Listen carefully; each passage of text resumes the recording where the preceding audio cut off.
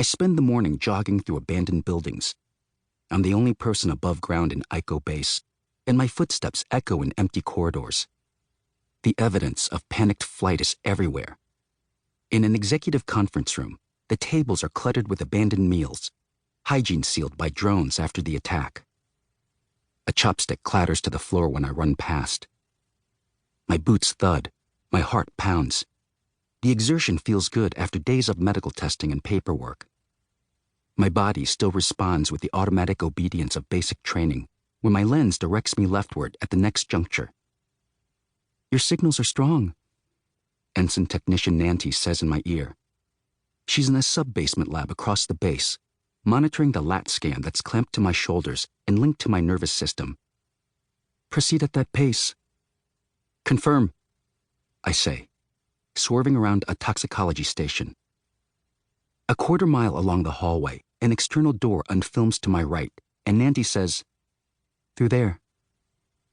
I lope onto a balcony with a waist-high railing. I'm on the 22nd story and surrounded by the remains of Ayko Base.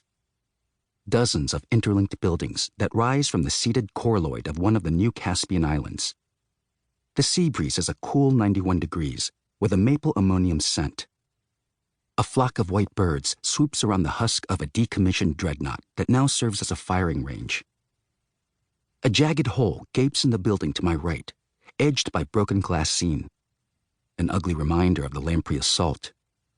A weight shifts in my heart. Not quite grief, not quite anger, but my lens interrupts, urging me onward. When I approach the end of the balcony, Ensign Tech Nanty says, "Up and over." "You mean jump?" She flashes the route onto my lens and, yeah, she means jump. "Confirm," I say.